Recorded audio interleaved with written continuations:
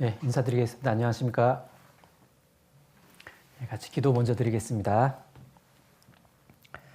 하나님 감사합니다. 오늘도 소중한 하루를 주시고 주 안에서 살아가게 해주심을 감사드립니다. 구원받은 주님의 자녀로 항상 보호 속에서 살아가고 있음을 알고 더욱 감사를 드립니다. 우리에게 주신 소중한 가정, 또 소중한 교회 가족들 모두가 한마음 한뜻으로 주님을 기쁘시게 드리는 쪽으로 힘을 내어 살아갈 수 있도록 도와주세요. 또 맡겨주신 일 또한 지혜롭게 해나갈 수 있도록 도와주세요. 우리를 사랑하시는 예수님 이름으로 기도드립니다. 아멘. 네, 이번 공과는 아주 흥미진진한 주제입니다. 솔로몬에 관한 내용입니다.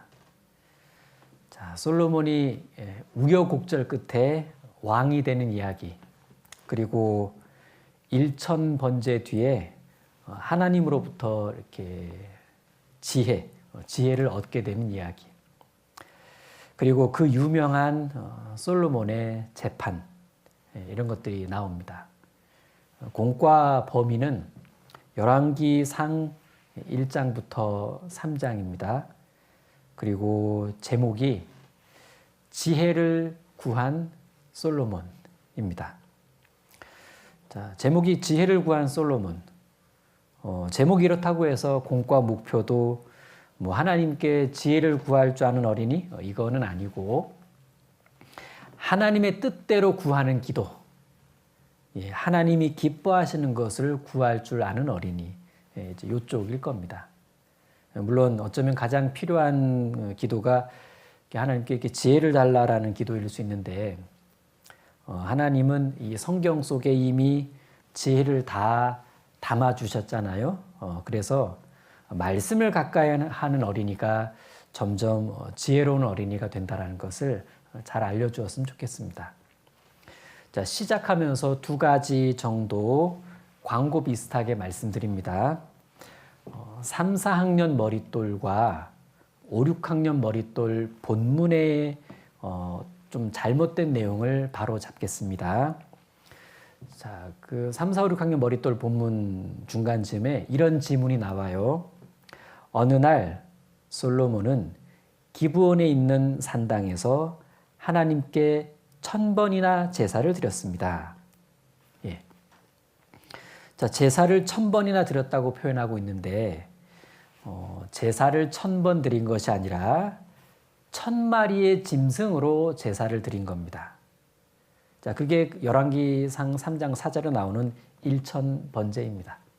그래서 이 지문에서 1000번이나 제사를, 이 표현을 1000마리의 짐승으로 제사를, 이렇게 좀 수정을 부탁드립니다. 다음 머릿돌 발행 때에는 이 부분이 수정돼서 인쇄될 예정입니다. 자, 또 한 가지가 있는데 5, 6학년 머릿돌 본문 그 그림을 보면요, 솔로몬의 그 몸이 좀 많이 노출이 되었다는 것을 좀 느끼게 됩니다. 몸을 많이 노출시켰어요. 보기에 좀 그래서 이번에 좀 옷을 좀 입혀줬습니다. 다음 인쇄부터는 윗옷을 살짝 걸쳐 입은 솔로몬이 나올 거라는 것도 참고로 알아두셨으면 좋겠습니다. 자, 그럼 공과 본문 말씀으로 들어가 보겠습니다. 열왕기상 1장입니다. 열왕기상 1장. 자, 1장을 펴시고, 열왕기상은 22개 장으로 구성되어 있습니다. 크게 두 부분으로 나눠지는데 1에서 11장, 12에서 22장. 자, 11장까지는 통일왕국 전성기인 솔로몬 시대를 다루고 있고, 뒤 12장부터는 솔로몬 사후의 분열왕국 이야기가 나옵니다. 자, 그리고 우리 초등부에서는 여기 열왕기 사항에서 5개의 공과를 배우게 됩니다. 솔로몬 관련 2개, 또 분열 왕국에서 일어난 일 3개, 이렇게 5개를 배우죠. 자, 그리고 그 뒤에 열왕기 하로 넘어가게 되면 거기서는 무려 10개의 공과를 배우게 됩니다. 그러니까 열왕기상 하에 15개의 공과가 들어가 있어요. 약 4개월간 배우게 되죠. 결론이 뭐냐? 열왕기서를 잘 공부하자. 이겁니다. 어쨌든 솔로몬 이름으로 나오는 공과가 2개죠. 솔로몬은 이스라엘의 3번째 왕입니다. 초대 왕이었던 사울이 40년을 통치했죠. 2번째 왕 다윗도 40년을 통치합니다. 3번째 왕 솔로몬도 40년을 통치하는데 그러고 나서 나라가 분열이 돼요. 솔로몬은 아버지 다윗 왕의 덕을 정말 많이 봤습니다. 다윗은 이스라엘을 그 일대에서 최대 강국으로 올려놨습니다. 물론 하나님의 역사였죠. 이러한 이스라엘을 물려받은 솔로몬은 활발한 외교 그리고 무역으로 이스라엘의 명성을 더욱 높입니다. 또한 솔로몬의 지혜와 부는 당대의 최고였죠. 또 성전 건축을 완성함으로써 아버지 다윗의 수건 사업을 완성시킵니다. 그러나 말년에 이방 여인을 많이 둔 것 때문에 미혹을 받습니다. 그래서 우상 숭배를 하게 되고 타락하고 맙니다. 솔로몬은 끝내 돌이키지 못한 채 생을 마감합니다. 결국 그 아들 때에 가서는 나라가 분열되고 마는 비참한 일이 생기게 되는데 시작은 참으로 창대했으나 나중은 심히 미약함으로 끝난 대표적인 사례라고 할 수 있습니다. 솔로몬, 그의 이름의 뜻은 평강 또는 평화입니다. 이름 되게 좋죠. 사실 솔로몬은 그 탄생과 이름이 이미 예언되어 있었습니다. 그가 성전을 건축하게 될 것까지도 예언되어 있었는데 그건 여기 열왕기서에는 안 나오고요. 역대기, 역대상에 나와 있는데 한번 확인을 해보겠습니다. 역대상 접으시고 역대상 22장입니다. 역대상 22장 8절을 보시면 22장 8절과 9절을 제가 읽겠습니다. 여호와의 말씀이 내게 임하여 이르시되 너는 피를 심히 많이 흘렸고 크게 전쟁하였느니라. 내가 내 앞에서 땅에 피를 많이 흘렸은즉 내 이름을 위하여 전을 건축하지 못하리라. 한 아들이 내게서 나리니 저는 평강의 사람이라. 내가 저로 사면 모든 대적에게 평강하게 하리라. 그 이름을 솔로몬이라 하리니 이는 내가 저희 생전에 평안과 안정을 이스라엘에게 줄 것임이니라. 그러고 보니까 솔로몬의 탄생 그리고 평강을 위한 그의 사명은 평강의 왕으로 오실 예수님의 모형이라는 것을 알 수 있습니다. 솔로몬의 또 다른 이름이 있습니다. 여디디야입니다. 여디디야. 그 이름의 뜻이 하나님의 사랑을 입은 자라는 건데 사무엘하 12장을 보도록 하겠습니다. 사무엘하 12장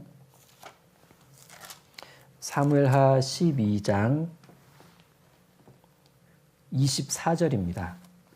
사무엘하 12장 24절 다윗이 그 처 밧세바를 위로하고 저에게 들어가 동침하였더니 저가 아들을 낳음에 그 이름을 솔로몬이라 하니라. 여호와께서 그를 사랑하사 선지자 나단을 보내사 그 이름을 여디디야라 하시니 이는 여호와께서 사랑하심을 인함이더라. 그래서 솔로몬의 이름 뜻이 여디디야. 하나님은 다윗이 간음죄와 살인죄를 지은 것에 대한 그 징계로 그 사이에서 태어난 아이를 데려가셨습니다. 그러나 진심으로 회개한 다윗을 용서하시고 그에게 솔로몬을 주셨는데 여디디야라는 이름을 주셨습니다. 이름의 의미에 걸맞게 하나님은 솔로몬을 특별히 사랑하셨죠. 하나님은 솔로몬이 어려서부터 부모의 사랑을 듬뿍 받으면서 살아갈 수 있도록 자랄 수 있도록 환경을 허락해 주셨는데요. 특히 아버지 다윗은 다른 아들들에게는 교육을 좀 소홀히 하긴 했지만 솔로몬에게만큼은 관심을 갖고 어릴 때부터 신앙 교육을 이렇게 잘 해 주었던 것으로 보입니다. 잠언을 보면 그런 걸 알 수 있는데 잠언 1장을 보실까요? 잠언 1장 1절입니다. 잠언 1장 1절. 네, 잠언 1장 1절. 다윗의 아들 이스라엘 왕 솔로몬의 잠언이라. 3절. 나도 내 아버지에게 아들이었었으며 내 어머니 보기에 유약한 외아들이었었노라. 4절. 아버지가 내게 가르쳐 이르기를 내 말을 내 마음에 두라 내 명령을 지키라 그리하면 살리라. 자, 또 구체적인 교육 내용은 이렇습니다. 8절 보시면 그를 높이라 그리하면 그가 너를 높이 들리라. 만일 그를 품으면 그가 너를 영화롭게 하리라. 그가 아름다운 관을 내 머리에 두겠고 영화로운 면류관을 내게 주리라 하였느니라. 이렇게 교육을 많이 했습니다. 자, 하나님은 이런 솔로몬에게 성전을 건축할 수 있는 특권까지를 허락하셨습니다. 뿐만 아니라 이 세상 어떤 왕들도 근접할 수 없는 뛰어난 지혜와 부 그리고 영광을 다 주셨습니다. 솔로몬은 이러한 하나님의 사랑을 받았기에 그 역시도 진심을 다해 하나님을 사랑했다고 성경은 말씀합니다. 자, 그럼 이제 솔로몬이 어떻게 해서 왕위에 오르게 되었는지 살펴보도록 할 텐데 제가 시작할 때 솔로몬이 우여곡절 끝에 왕위에 등극했다고 말씀드렸습니다. 예, 아도니아라는 사람이 자기가 왕이 되려고 수작을 부렸어요. 아도니아, 그는 다윗의 또 다른 아들입니다. 자, 열왕기상 1장 돌아가면요. 열왕기상 1장 1절을 보시겠습니다. 1장 1절. 다윗 왕이 나이 많아 늙으니 이불을 덮어도 따뜻하지 아니한지라. 5절. 때에 학깃의 아들 아도니아가 스스로 높여서 이르기를 내가 왕이 되리라 하고 자기를 위하여 병거와 기병과 전배 50인을 예비하니 저는 압살롬의 다음에 난 자요 채용이 심히 준수한 자라. 그 부친이 내가 어찌하여 그리하였느냐 하는 말로 한 번도 저를 섭섭하게 한 일이 없었더라. 아도니아, 내가 왕이 되리라. 자, 하나님의 뜻 가운데서 결정된 다윗 왕의 후계자는 물론 솔로몬이었죠. 그리고 이러한 사실은 이 아도니아도 알고 있었어요. 그럼에도 불구하고 그는 하나님의 뜻을 거스려서 군대 장관 요압과 제사장 아비아달과 꿍짝꿍짝 공모해가지고 반역을 일으킵니다. 그러나 그들의 이 음모는 하나님의 뜻을 고수하는 충직한 신하들에 의해서 나단 선지자, 제사장 사독, 군대 장관 브나야 이들에 의해 발각되고 드러납니다. 결국 반역은 실패합니다. 반역자들은 추방당하거나 죽임을 당하게 되죠. 결국 하나님의 뜻대로 솔로몬은 왕위에 등극하게 됩니다. 38절입니다. 1장 38절. 제사장 사독과 선지자 나단과 여호야다의 아들 브나야와 그렛 사람과 블레셋 사람이 내려가서 솔로몬을 다윗 왕의 노새 태우고 인도하여 기혼으로 가서 제사장 사독이 성막 가운데서 기름불을 가져다가 솔로몬에게 기름을 부으니 이에 양각을 불고 모든 백성이 솔로몬 왕 만세를 부르니라. 왕이 됐습니다. 시편 33편 10절엔 다른 도모는 폐하여지고 하나님의 도모만이 이루어진다 말씀하고 있습니다. 아도니아, 그는 스스로 높아지려고 하나님의 뜻을 알면서도 이렇게 거스렸습니다. 그 교만 때문에 비참하게 죽은 대표적인 인물이 되었어요. 그리고 우리가 주목해야 될 사람들은 이들입니다. 1장 7절 위쪽으로 올라가면요. 1장 7절에 아도니아가 수르야의 아들 요압과 제사장 아비아달과 모의하니 저희가 조차 도우나 8절 제사장 사독과 여호야다의 아들 브나야와 선지자 나단과 시므이와 레이와 다윗에게 속한 용사들은 이들은 아도니아와 같이 하지 아니하였더라. 여기 아도니아와 같이 하지 아니하였더라. 이들은 아도니아와 뜻을 같이 하지 않았습니다. 아도니아와 뜻을 같이 하지 않는다는 건 사실 죽음을 각오해야 되는 일이었어요. 아도니아는 이때 실세나 다름없었습니다. 왕의 모든 아들들과 군대를 장악하고 있는 이 요압이 다 아도니아 편에 있었거든요. 따라서 이 아도니아 세력을 반대한다는 건 나중에는 도리어 역모로 몰릴 가능성이 컸습니다. 그러나 충직한 신하들은 다윗의 충직한 신하들은 죽음을 불사하고 인정에 끌리지 않고 하나님의 뜻을 따르기로 결심합니다. 비굴하게 타협하지 않았습니다. 자리에 연연하지 않았어요. 목숨 또한 구걸하지 않았습니다. 그저 진리 편에 섰습니다. 그 결과 이렇게 바른 선택을 한 사람은 과연 어떻게 하나님의 보호를 받게 되는가를 그들은 경험적으로 보여주게 됩니다. 이제 왕으로 등극한 솔로몬은 이 왕위 초기에 아주 중요한 일 하나를 하게 되는데 그게 바로 하나님께 일천번제를 드리는 일이었습니다. 번제, 온전한 헌신을 나타냅니다. 즉 솔로몬은 이 일천번제를 내가 드리겠다. 이건 내가 앞으로 하나님 앞에서 이 나라를 다스리는 데 있어서 오로지 하나님의 뜻 가운데서 하나님께 헌신하겠다. 이 마음을 담은 겁니다. 자, 찾아보겠습니다. 3장입니다. 열왕기상 3장 1절입니다. 자, 1절. 솔로몬이 애굽 왕 바로로 더불어 인연을 맺어 그 딸을 취하여 데려다가 다윗성에 두고 자기의 군과 여호와의 전과 예루살렘 주위의 성이 피력되기를 기다리니라. 그때까지 여호와의 이름을 위하여 전을 아직 건축하지 아니하였으므로 백성들이 산당에서 제사하며 솔로몬이 여호와를 사랑하고 그 붙인 다윗의 법도를 행하되 오히려 어쩔 수 없이 여전히란 뜻입니다. 오히려 어쩔 수 없이 여전히 산당에서 제사하며 분향하더라.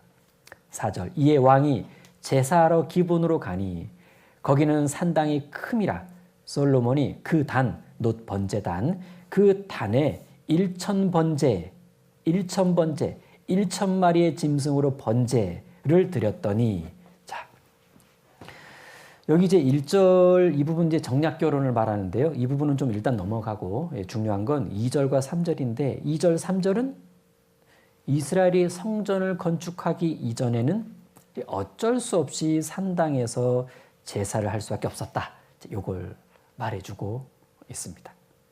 그래서 4절처럼 이 왕조차도 하나님께 제사를 드리기 위해서는 산당을 찾아가야만 했었다라는 건데 특별히 1,000마리의 짐승을 드리는 대규모 제사였기 때문에 큰 산당을 찾았어야 했는데 기브온 산당이었습니다. 참고로 쉬운 성경 번역본으로 여기 4절을 제가 한번 읽어드려 볼게요. 솔로몬 왕이 제사를 드리려고 기브온으로 갔습니다. 그곳에는 가장 유명한 산당이 있었는데 솔로몬은 1,000마리의 짐승을 잡아 제단에서 태워드리는 제사를 드렸습니다. 이렇게 쉬운 성경은 이렇습니다. 자, 그럼 여기서 산당 문제에 대해 좀 더 얘기를 해보겠습니다. 머릿돌에 이 본문에는 산당에 대해 단어 설명을 해줬는데요. 이렇게 단어 설명해 놨습니다. 산당, 신을 섬기기 위해 산 위에 지은 제사 장소 이렇게 풀어줬습니다. 일단 이 산당은 문자적으로는 높은 곳이란 뜻을 가지고 있습니다. 이 산당은 평지에 있었던 게 아닙니다. 높은 곳에 위치해 있었는데 그건 아마도 하늘보다 가까우니까 좀 이렇게 더 신께 가까이 다가가고자 하는 그런 마음에서 좀 이렇게 비롯된 거라고 볼 수 있는데요. 근데 이게 이제 이방 종교 풍습이었습니다. 이런 산당은 성경에서 크게 세 종류가 나타나 있어요. 첫 번째, 가나안 족속들이 우상을 섬기던 산당이 있습니다. 두 번째, 하나님을 섬기는 산당이 있습니다. 세 번째, 겉으로는 하나님을 섬긴다고 하는데 실제는 우상을 섬기는 산당이 있었습니다. 예를 들어 이스라엘이 송아지 신상을 섬기기 위해 베델과 단에 이렇게 단을 세운 그런 신전이 있었는데 이 세 번째 산당에 해당됩니다. 중요한 건 하나님은 처음부터 뭐라고 말씀하셨냐면 신명기 12장에 보면 이스라엘이 가나안에 들어가거든 곧바로 한 장소를 정해서 그곳에서만 하나님께 제사 드리라고 말씀하셨습니다. 그런데 이스라엘은 어느 순간부터 가나안 족속들이 사용하던 산당을 한 장소로 사용하기 시작했습니다. 가나안 족속들이 사용하던 그 산당에서는요, 매춘까지 벌어지는 장소였기 때문에 이스라엘은 도덕적으로나 신앙적으로나 쭉 타락해 갈 것은 불을 보듯 뻔한 일이었어요. 결국 이스라엘은 타락의 길을 멈출 수가 없었습니다. 이렇듯 산당 제사는 이스라엘에게는 결코 이롭지 못한 것이었죠. 그러나 이와 같은 산당의 문제점에도 불구하고 이스라엘은 부득이 산당에서의 제사를 할 수밖에 없었던 부분도 있었더라. 지금 이 열왕기 기자는 본문에서 지금 이 부분을 이야기하고 싶었던 거예요. 즉 성전이 아직 건축되지 않아서 그럴 수밖에 없었던 부분도 있었다라고. 생각해 보면 이스라엘은 광야에서 성막 중심으로 모여 살다가 이제 가나안에 들어가서는 지파별로 전국에 흩어져 살게 됐습니다. 중앙에 있던 그 성막의 개념이 약화될 수밖에 없었겠죠. 물론 여호수아가 실로에 성막을 안치하면서 성소 단일화를 시키긴 했어요. 그래서 엘리 제사장 때까지만 해도 실로가 중앙 성소 역할을 하긴 했는데 문제는 블레셋과의 전투 때 법궤 딱 뺏기는 일이 생기면서요. 실로에 있는 성막은 그 기능을 제대로 하지 못하게 됩니다. 그래서 이스라엘은 성막에 대한 대안으로 가나안 여러 지역에 골고루 있던 산당을 찾아 그곳에서 하나님께 예배하기 시작했습니다. 자, 이런 흐름 속에서 사실 사무엘 선지자도 산당에서 제사를 집행한 것이 사무엘상 9장에 나옵니다. 또 사울이 기름 부음을 받은 뒤에 그 만난 그 선지자들도요 산당에서 내려오고 있었거든요. 그리고 지금 이 본문에서도 솔로몬이 기브온에 있는 산당에서 제사를 드렸는데 중요한 건 하나님이 그것을 기쁘시게 받으시고 응답을 해주셨다는 사실. 그럼 결과적으로 하나님께서는 성전 건축 전에는 모든 산당에서의 제사를 허락하신 거냐? 그건 또 그렇지가 않아요. 처음에 성막은 실로에 있었다고 말씀드렸습니다. 그곳엔 당연히 법궤도 같이 있었어요. 그런데 법궤를 블레셋에 빼앗길 때, 이 법궤는 여차여차해서 다시 아비나답의 집으로 들어오게 되는데 실로 성막은 파괴돼요. 이후 그 성막은 놉이라는 곳으로 옮겨집니다. 그런데 사울이 다윗을 도왔던 그 놉 제사장들을 다 죽이면서 놉 성막도 파괴시켜버립니다. 그 이후 성막은 어디로 옮겨졌을까요? 바로 기브온으로 옮겨졌습니다. 그러니까 기브온 산당은 여느 산당과는 달리 성막이 있는 산당이었기 때문에 합당한 제사 지내기에 합당한 곳이었다는 겁니다. 그래서 솔로몬이 이곳에서 번제를 드리기도 한 거고요. 자, 이로 보건대 성전이 없었던 당시에는 성막이 있는 산당에서의 제사는 합당했지만 그렇다고 여러 다른 곳에서의 산당 제사까지를 허용한 것은 잘한 일은 아니었다.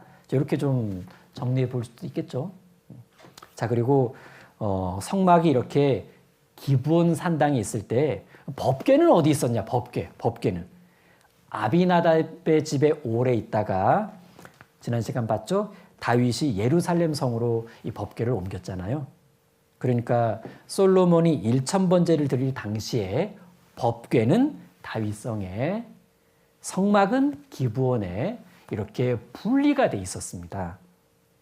어쩌면 그래서 여기 제단, 놋 번제단이 있는 기브온 성막과 법궤가 있는 다윗성의 성막으로 인해 다윗 당시에는 이쪽 성막, 번제단 있는 기브온 성막, 법궤 있는 다윗성 성막, 이 이중 성막, 이로 인해 2명의 제사장이 요 다윗 왕 당시에는 가능했던 것일 수도 있습니다.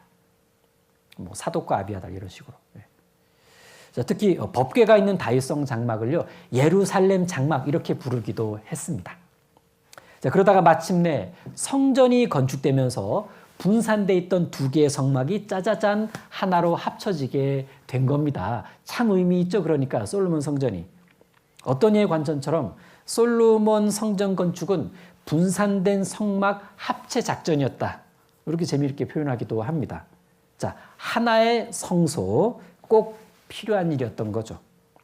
자, 이제 산당 문제는 이 정도로 좀 정리를 해보고, 자, 좀 전에 읽었던 본문 여기 3절, 3장 3절 보시면요, 솔로몬이 여호와를 사랑하고 그 붙인 다윗의 법도를 행하되, 여기 자, 솔로몬이 하나님을 정말 사랑했습니다. 그래서 아버지가 가르쳐준 신앙, 말씀 순종에 힘썼죠. 아버지의 대장부가 되어달라라는 그 유언대로 솔로몬은 대장부 그리스도인의 길을 걸어갔습니다. 그 본격적인 길을 시작하면서 솔로몬이 한 일이 1000번제였던 거죠. 자, 4절 보시면 이에 왕이 제사하러 기브온으로 가니 거기는 산당이 큼이라 솔로몬이 그 단에 1000번제를 드렸더니, 자, 1000마리 짐승을 번제로 드릴 수 있을 정도로 기브온 산당 규모가 컸다는 거고, 자, 번제의 의미가 헌신과 순종이라고 했잖아요. 솔로몬은 정말 왕으로서 이렇게 하나님과 백성에게 헌신하고 싶었습니다. 오로지 하나님의 뜻에만 순종하면서 백성을 다스리고 싶었던 거죠. 진심이었죠. 그래서 아주 간절한 마음으로 전심을 다해 번제를 드렸는데 그의 그런 마음 상태가 표면적으로 나타난 것이 1000마리 번제였다는 얘기입니다. 자, 솔로몬은 그렇게 하나님께 축복을 간구합니다. 그런 솔로몬의 진심을 하나님은 아셨고 꿈속에 나타납니다. 언제 나타나셨냐? 1000번제가 끝나서 이제 곧 짐 꾸려서 예루살렘으로 올라가려고 하기 직전에 나타나셔요. 자, 보세요. 5절입니다. 기브온에서, 어디서? 기브온에서 밤에 여호와께서 솔로몬의 꿈에 나타나시니라. 하나님이 이르시되 내가 내게 무엇을 줄고 너는 구하라. 자, 기브온에서, 어쩌면 제사를 마친 기브온에서의 마지막 날 밤이었을 수도 있습니다. 하나님은 그의 기도에 응답하기를 지체하지 않으셨어요. 솔로몬에게 물으셨죠. 내가 내게 무엇을 줄고 너는 구하라. 야, 이 구하는 건 뭐든지 주겠다라는 하나님의 확실한 약속이었습니다. 이렇게 말씀하신 이유는 1000마리 번제를 드릴 만큼 애쓴 것에 대한 보상은 아니었어요. 그게 아니라 무엇을 구하든지 이 솔로몬은 틀림없이 하나님 뜻에 맞는 걸 구할 거라는 하나님의 확신, 그 확신 때문에 하나님께서 뭐든지 말해봐라 이렇게 말씀하신 겁니다. 예수님도 그러셨잖아요. 너희가 내 안에 거하고 내 말이 너희 안에 거하면 무엇인지 원하는 대로 구하라. 그리하면 이루리라. 우리가 하나님 안에 거하고 하나님의 말씀이 우리 안에 거하면 그때 우리가 바라게 되는 것은 하나님의 뜻에 맞는 것들이 돼요. 그래서 그것들 중에 무엇을 구하든지 하나님께서 들어주시겠다라고 말씀하신 겁니다. 자, 다만 의미 있게 생각해 볼 것은 솔로몬이 1,000번제를 드린 것은요, 하나님께 뭔가를 요구하기 위한 목적은 아니었다. 솔로몬은 예배의 하나로서 번제를 드린 겁니다. 예배란 무엇입니까? 드리는 게 예배예요. 예배 드린다 그러잖아요. 하나님을 위해 하나님께 드리는 것이 예배인데 솔로몬은 하나님을 위해 자기 마음을 드리고 싶었던 거예요. 번제라는 예배를 통해서 말이죠. 하나님, 제 마음이 이렇습니다. 마음을 드립니다. 그렇게 했을 때 하나님께서 기뻐하신 반응 중 하나가 너 그럼 소원 하나 말해봐라. 요거였다는 얘기입니다. 자, 제가 개인적으로 이 부분을 묵상하면서요. 내 기도의 대부분이 요구사항으로 이루어지고 있는 제 자신을 돌아보게 되었습니다. 그래서 앞으로는 예배로서의 기도, 그러니까 하나님께 좀 마음을 드리고 오늘 하루를 하나님께 이렇게 좀 드리고 싶다라는 그런 종류의 기도를 좀 간절하게 먼저 좀 하는 것이 어떨까, 그렇게 좀 많이 좀 돌아보게 됐습니다.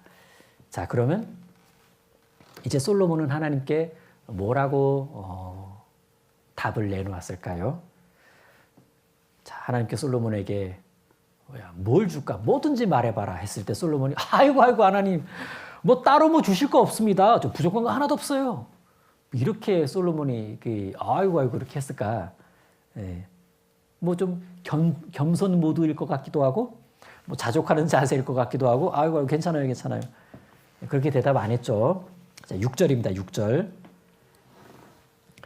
솔로몬이 가로되 주의 종 내 아비 다윗이 성실과 공의와 정직한 마음으로 주와 함께 주의 앞에서 행함으로 주께서 저에게 큰 은혜를 베푸셨고 주께서 또 저를 위하여 이 큰 은혜를 예비하시고 오늘날과 같이 저희 위에 앉을 아들을 저에게 주셨나이다. 나의 하나님 여호와여, 주께서 종으로 종의 아비 다윗을 대신하여 왕이 되게 하셨사오나 종은 작은 아이라 출입할 줄을 알지 못하고 주의 빼신 백성 가운데 있나이다. 저희는 큰 백성이라 수요가 많아서 셀 수도 없고 기록할 수도 없사오니 누가 주의 이 많은 백성을 재판할 수 있사오리까? 지혜로운 마음을 종에게 주사 주의 백성을 재판하여 선악을 분별하게 하옵소서. 자, 이 부분에 대한 설명은 좀 쉬운 성경 번역본을 읽어드린 것이 좀 도움이 될 것 같은데, 자, 읽어볼게요. 솔로몬이 대답했습니다. 여호와께서는 주님의 종인 내 아버지 다윗에게 큰 은혜를 베풀어 주셨습니다. 다윗은 주님 앞에서 진실되고 공의로우며 정직한 마음으로 살았습니다.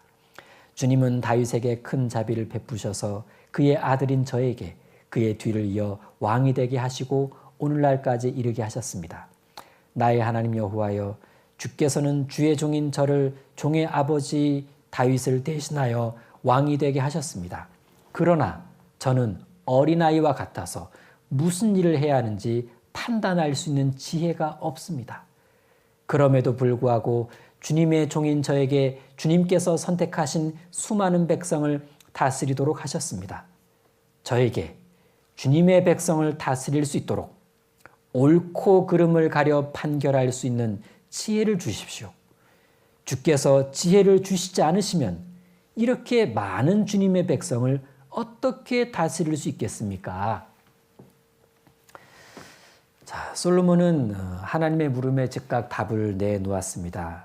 근데 그게 솔로몬이 바로 막 생각해서 내놓은 답이 아니고 평소에 늘 생각하고 고민하던 부분을 이제 즉시 입 밖으로 내놓은 거예요.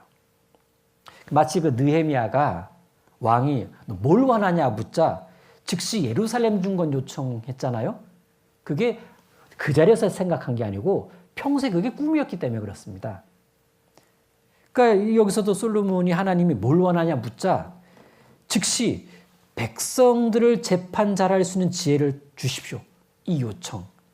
자, 솔로몬이 평소 기도하던 것들이 바로 다 여기에 몰려 있었다는 얘기입니다. 어떻게 하면 백성들을 내가 잘 다스릴 수 있을까? 하나님이 맡기신 이 백성들.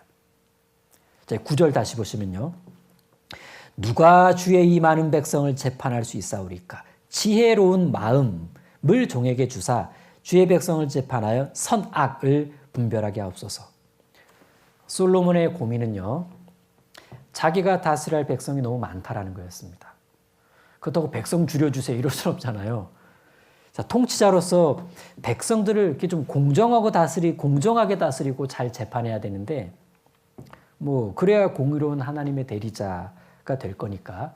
근데 그럴 자신이 없는 거예요. 아무리 봐도 자기는 너무 연약하고 지혜가 부족하다는 걸 알았던 겁니다.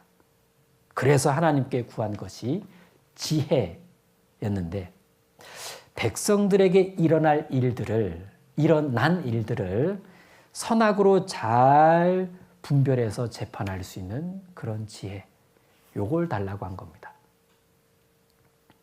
예, 수많은 일에 있어서 선악을 잘 분별하려면 밝은 양심 외에도 지혜로운 마음이 필요합니다. 근데 여기서 주목할 것이 바로 이 지혜로운 마음이에요. 원어를 좀 더 충실하게 번역하면 여기서의 지혜로운 마음은 듣는 마음입니다. 듣는 마음, 또는 이해하려는 마음, 또는 귀 기울이는 마음, 어쨌든 듣는 마음, 이 뜻이에요. 즉 백성들의 어려움을 선악으로 잘 분별해서 재판하려면 뭐가 필요할까? 우선은 하나님의 말씀을 잘 들어야 되겠지만, 무엇보다 중요한 건 이 문제를 해결해달라고 나온 그 백성들, 그들의 마음을 잘 이해할 줄 알아야 되는데, 그러려면 그들의 이야기를 정말 진실한 마음으로 귀 기울여 드려야 돼요. 원고의 얘기든 피고의 얘기든. 그래야 그들의 사정을 헤아릴 수 있고 뭐가 진실인지가 이제 좀 가려지게 되고, 그렇게 되면 하나님의 뜻에 합한 판결을 내릴 수가 있잖아요. 그래서 솔로몬이 구한 것이 뭐였냐면 지혜로운 마음, 즉 백성들의 그 상황, 그들의 말, 그렇게 잘 듣는 마음, 예, 편견 없이, 선입관 없이, 예, 치우치지 않게 잘 듣는 마음. 자, 요걸 다른 측면에서 말한다면 경청입니다. 경청. 예, 경청하면 이해가 되고, 이해가 되면 공감이 되죠. 상황이 입체적으로 보이면서 뭐가 근본적인 문제인지가 서서히 선명하게 나타납니다. 그럼 해결도 도와줄 수가 있게 돼요. 그래서 솔로몬은 하나님이 주신 이 지혜로운 마음으로, 이제는 백성들을 잘 재판함으로써 그들을 잘 도와줄 수 있게 되는데, 그 대표적인 사례가 딱 하나 나와 있습니다. 그게 바로 솔로몬의 재판이에요. 두 여인의 다툼을 아주 지혜롭게 해결해 가고 있죠. 한마디로 경청의 결과입니다. 경청의 결과. 자, 그러면 여기 솔로몬의 요청에 대해서 하나님께서 뭐라고 답하셨는지 봅니다. 열왕기상 3장 10절 보시면, 솔로몬이 이것을 구하매 그 말씀이 주의 마음에 맞은지라. 이에 하나님이 저에게 이르시되, 내가 이것을 구하도다. 자기를 위하여 수도 구하지 아니하며 부도 구하지 아니하며 자기의 원수의 생명 멸하기를 구하지도 아니하고 오직 송사를 듣고 분별하는 지혜를 구하였은즉, 내가 내 말대로 하여 내게 지혜롭고 총명한 마음을 주노니 너희 전에도 너와 같은 자가 없었거니와 너희 후에도 너와 같은 자가 일어남이 없으리라. 또 내가 또 너희 구하지 아니한 부와 영광도 내게 주노니 내 평생의 열왕 중에 너와 같은 자가 없을 것이라. 내가 만일 내 아비 다윗의 행함같이 내 길로 행하며 내 법도와 명령을 지키면 내가 또 내 날을 길게 하리라.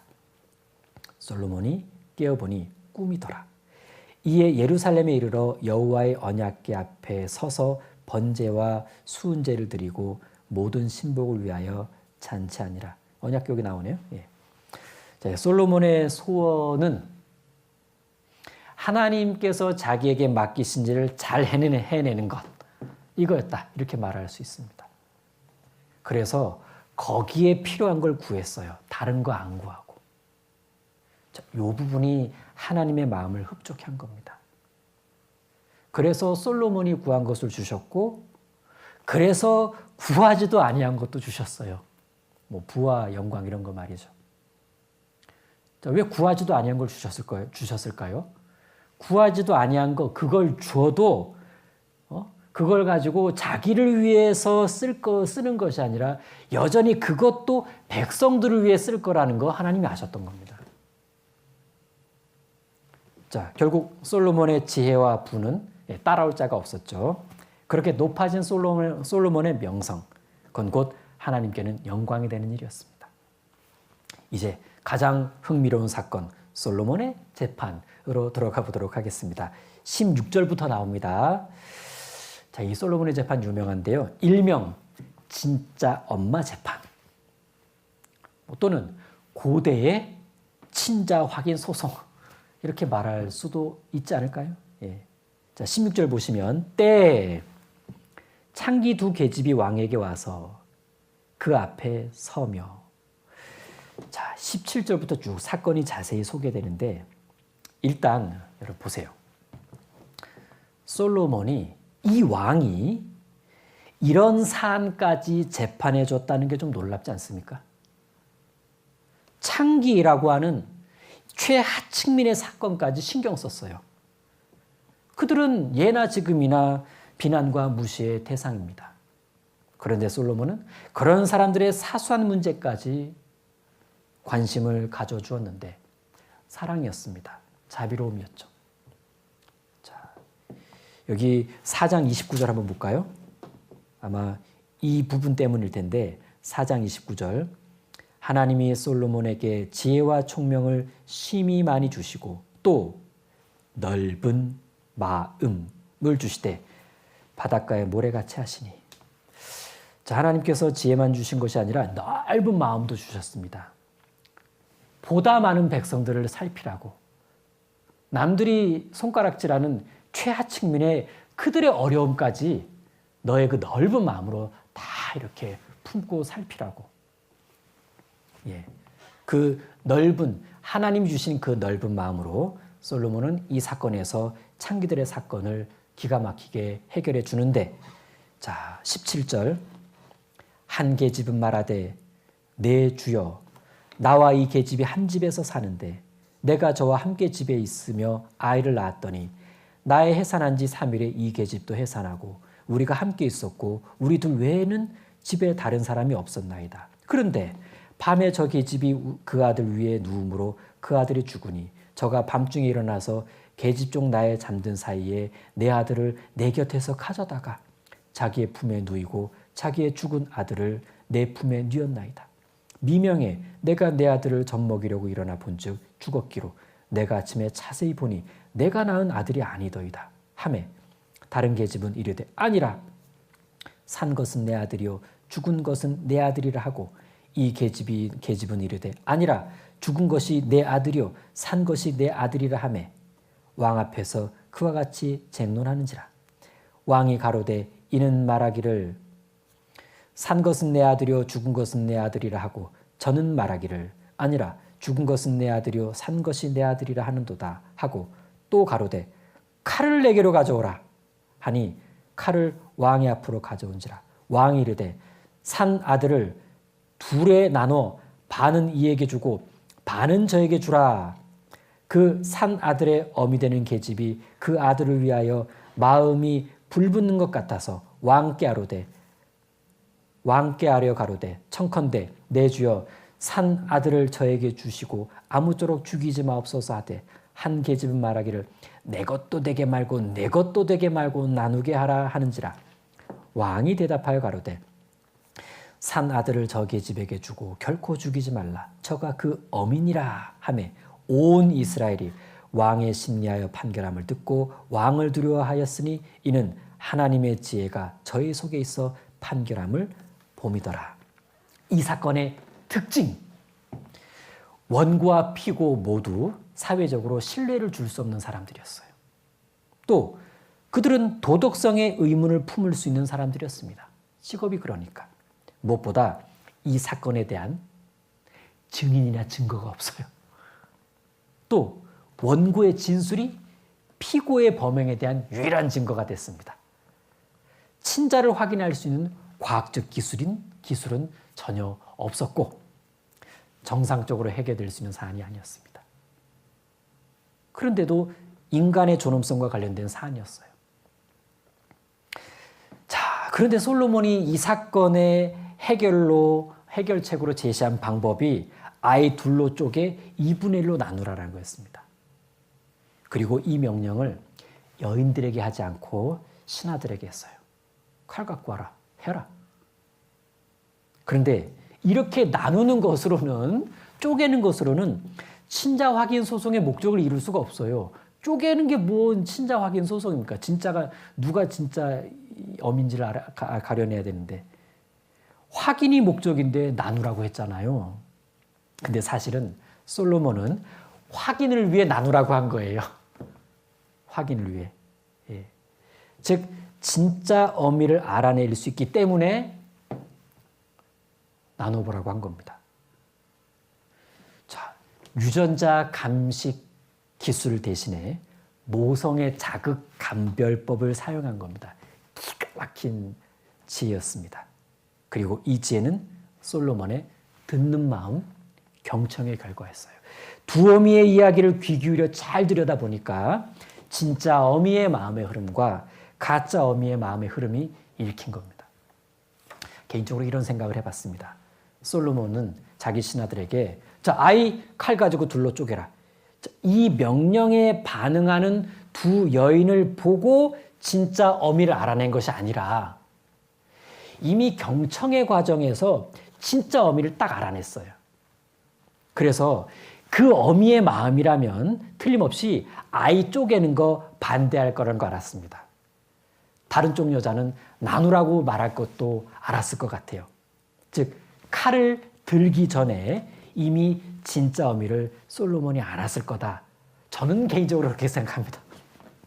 듣는 마음, 경청의 이제 어떤 그 효과이겠죠. 그런데 이렇게 생각하게 되면 야, 이 듣는 마음, 경청이라고 하는 게 얼마나 사람을 지혜롭게 해주는가 이걸 알 수 있죠. 그래서 우리에게도 경청 이것이 필요합니다. 아이들 한 명 한 명의 이야기를 경청하고 동료 교사 한 분 한 분의 이야기를 경청합니다. 가족들의 이야기를 대강 듣지 않고 아이들의 이야기라도 더 깊게 관심 있게 경청합니다. 무엇보다 형제 자매들의 이야기를 경청하고 교회에서 하시는 말씀을 더욱 경청합니다. 자, 이 솔로몬의 재판 본문만을 따로 빼서 묵상해 보면 이런 걸 생각을 할 수 있습니다. 왜 이 두 여자는 한 집에 같이 살게 되었을까? 이것이 우리에게 주는 교훈은 무엇일까? 사실 두 여자가 왜 한 집에 살게 되었는지 이유는 알 수 없습니다.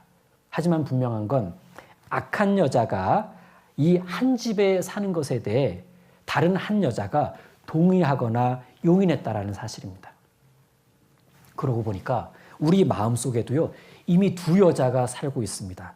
구원을 받으면서 육신의 소욕과 성령의 소욕이 한 집에 살고 있습니다. 걸핏하면 둘이 다퉈요. 때로는 육신의 소욕이 나의 소중한 신앙의 열매들을 빼앗아 가려고 일을 벌입니다. 내가 신령한 신앙의 열매를 빼앗기지 않으려고 마음이 불붙는 것 같을 때 왕 되시는 주님께서 내 편에 나서서 도와주셔요. 이제 마지막 구절 읽고 정리하겠습니다. 28절. 온 이스라엘이 왕의 심리하여 판결함을 듣고 왕을 두려워하였으니 공포가 아니라 경외죠. 자, 이는 하나님의 지혜가 저희 속에 있어서 그 지혜로 하나님의 지혜가 저희 속에 있어 판결함을 봄이더라. 이제 온 이스라엘은 솔로몬이 하나님이 주신 지혜로 통치하는 훌륭한 왕이라는 것을 알게 되었습니다. 이렇게 하면서 신정 왕국 이스라엘은 탄탄대로의 길을 가게 됩니다. 그러다 보니까 소문이 나니까 다른 나라 왕들도 솔로몬 만나기 위해 이스라엘 방문했고 성전 건축 뒤에는 저 멀리서 스바이 왕이 솔로몬을 찾아오기도 했습니다. 그 지혜가 너무 궁금해서. 자, 중요한 건 솔로몬이 하나님께 구한 것이 뭐냐? 하나님께 더 잘 쓰임받기 위해 필요한 것을 구했다라는 겁니다. 그렇게 그의 마음의 그 초점과 방향은 오로지 하나님의 선한 일 쪽이었습니다. 우리가 어떤 마음과 자세로 하나님의 일에 임해야 될지를 충분히 교훈해 줍니다. 기도하고 마치겠습니다. 하나님 감사합니다. 오늘 지혜를 구한 솔로몬에 대해 상고해 보았습니다. 솔로몬은 자기를 위해 가장 필요한 것을 구한 것이 아니라 하나님의 일을 위해 가장 필요한 것을 구한 사람이었음을 압니다. 저희도 그렇게 하나님의 일을 사모하는 가운데 그 일을 위해 필요한 것들을 구하는 지혜를 주세요. 또 그렇게 했을 때 우리가 미처 구하지 못한 우리 자신을 위한 것들도 하나님이 채워주실 거라는 거 알고 믿음으로 기뻐합니다. 또 감사드리며 우리를 사랑하시는 예수님 이름으로 기도드립니다. 아멘.